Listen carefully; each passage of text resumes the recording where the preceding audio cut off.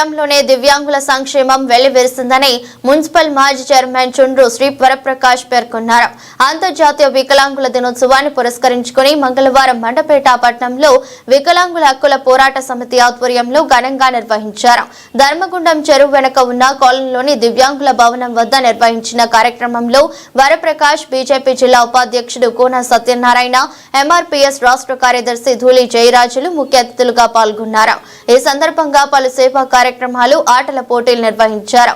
దివ్యాంగులకు వారి చేతుల మీదుగా ట్రైసైకిళ్లు, వీల్ చైర్లు పంపిణీ చేశారు. తొలుత దివ్యాంగుల సమక్షంలో శ్రీ వరప్రకాష్ కేక్ కటింగ్ చేసి పంచారు.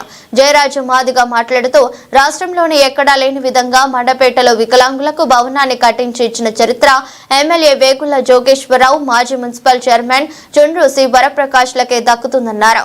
ఈ కార్యక్రమంలో పాల్గొన్న విహెచ్పీఎస్ రాష్ట్ర నాయకుడు మేడపాటి పాపిరెడ్డి మాట్లాడుతూ 2016 వికలాంగుల చట్టాన్ని పూర్తి స్థాయిలో అమలు చేయాలని ప్రభుత్వాన్ని కోరారు. అనంతరం దివ్యాంగులకు ఉచిత బస్ పాసులు పంపిణీ చేశారు.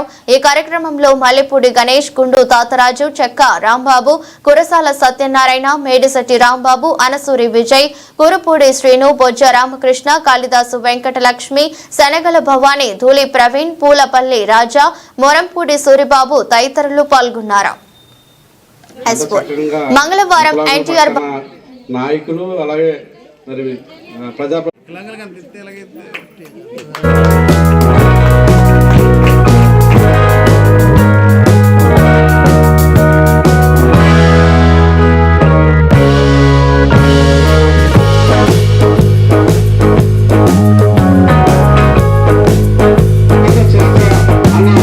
శ్రీనివాస్ గారు ఉందని చెప్పి అలాంటి మంచి మనసున్న అన్న శ్రీనివాస్ గారిని మా పక్షాన మాట్లాడాల్సిన సభని విజ్ఞప్తి చేస్తున్నాను.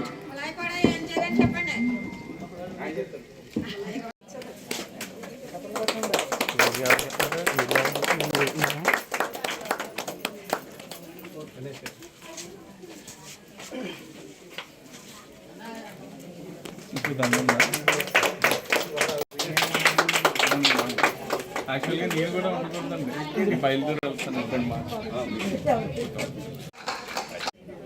కురుక్షేత్ర మహాసభ నిర్వహించుకుని వికలాంగులు ఆ వేదిక మీద మిమ్మల్ని మీకు విజ్ఞప్తి చేస్తే గౌరవ ఎమ్మెల్యే శాసనసభ్యులు మన వేగుల జోగేశ్వరరావు గారు తమరు కలిసి ఇద్దరు ఆలోచించుకుని మండపేట మున్సిపాలిటీలో వికలాంగుల సంక్షేమం కోసం 3% నిధులు బడ్జెట్ నుంచి కేటాయిస్తున్నామని చెప్పి అదేవిధంగా కేటాయించడం కూడా జరిగింది. కానీ మా దురదృష్టమేటో కానీ ఆ 3% నిధుల్ని దాదాపు 8 లక్షల నుంచి మొదలుకుంటే 15 లక్షల వరకు మీ హయాంలోనే కేటాయింపులు జరిగాయి. కానీ ₹1 ఖర్చు పెట్టుకునే అదృష్టం మాకు లేకపోయింది. దాని విషయంలో అప్పుడు రాష్ట్ర ప్రభుత్వం బడ్జెట్ని ఏ రకంగా దివ్యాంగుల సంక్షేమం కోసం ఖర్చు పెట్టాలో మీరు ఏమైనా గైడ్ లైన్స్ తీసుకురాగలిగితే మేము ఖచ్చితంగా ఖర్చు పెట్టడానికి సిద్ధంగా ఉన్నామని చెప్పి గౌరవ ఎమ్మెల్యే గారు పదే మనకి చెప్పడం జరిగింది. కానీ ఆ జీవోని మనం తీసుకురాలేని పరిస్థితిలో మరి మనం ఆ నిధుల్ని ఖర్చు పెట్టుకోలేని పరిస్థితి మరి ఆ రోజు చోటు చేసుకోవడం జరిగింది. అది చాలా బాధాకరమైన విషయం. ఖచ్చితంగా మరి ఇప్పుడు ఆ నిధుల్ని కేటాయింపులు జరుగుతున్నాయో లేదో తెలీదు.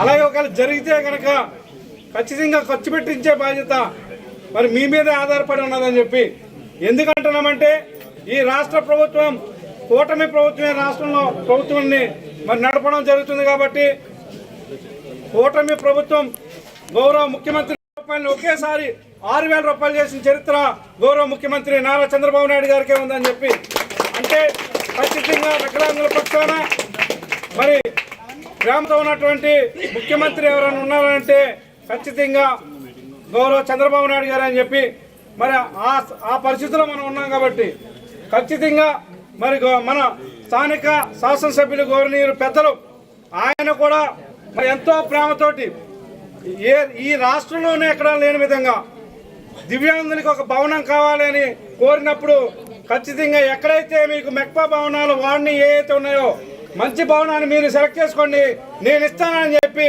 మరి ఈ భవనాన్ని సెలెక్ట్ చేసినప్పుడు ఖచ్చితంగా ఆయన మనకి ఈ భవనం ఇప్పించడం జరిగిందని చెప్పి ఎక్కడా కూడా లేదు రాష్ట్రంలో.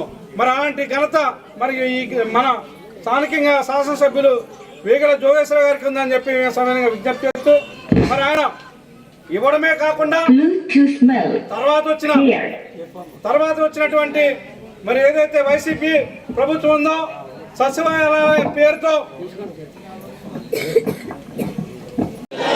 ఈనాటి ప్రపంచ విభిన్న ప్రతిభావంతుల దినోత్సవాన్ని ఇంత ఘనంగా ఈ మండపేట పట్టణంలో ఏర్పాటు చేసినటువంటి వికలాంగుల కూల్పోవడ సమితి నాయకులకు, అలాగే జయరాజు గారికి, ఎంఆర్పిఎస్ నాయకులకు, అలాగే ఈరోజు వికలాంగుల యొక్క సాదా పథకాలు తెలుసుకుని మన యొక్క సమస్యల్ని తీర్చడానికి వేదికలను అలంకరించిన పెద్దలందరికీ కూడా పేరు పేరున వికలాంగుల కూల్పోవడ సమితి తరఫున కృతజ్ఞతలు తెలియజేసుకుంటూ, నేనైతే ఒకే ఒక డిమాండ్ని ఈ సభ ముందు పెట్టాలనుకుంటున్నాను. అదేంటంటే ఈ 2016 దివ్యాంగుల ప్రత్యేక హక్కుల చట్టం అనేది దివ్యాంగుల సంక్షేమానికి అలాగే రక్షణకి కూడా ఒక ప్రాణవాయువు లాంటి చట్టం సార్. ఇది దీన్ని పార్లమెంట్ లో ఆమోదించి అన్ని రాష్ట్రాలకి కూడా పంపించడం జరిగింది ఇంప్రూవ్మెంట్ కోసం. దురదృష్టం ఏంటంటే ఎంతమంది రాజకీయ నాయకులు దీనికి సపోర్ట్ చేసిన ప్రభుత్వ అధికారులు మాత్రం ఈ చట్టాన్ని పట్టించుకోవటం లేదు. అసలు ఈ చట్టంలో భాగంగా ప్రతి ఆన్యులకి ఒకసారి జిల్లా స్థాయిలో జిల్లా కలెక్టర్ గారు చైర్మన్ గా ఉన్నటువంటి ఈ దివ్యాంగుల సలహా కమిటీ ఏదైతే ఉందో ఆ కమిటీని సమావేశపరిచి అన్ని సమస్యలను కూడా చర్చించి, అంటే వికలాంగులకి అనుసంధానంగా ఉన్నటువంటి వికలాంగుల సంక్షేమాలు అయితే ఈ మున్సిపాలిటీకి సంబంధించిన నిధులు ఏదైతే 3% వికలాంగ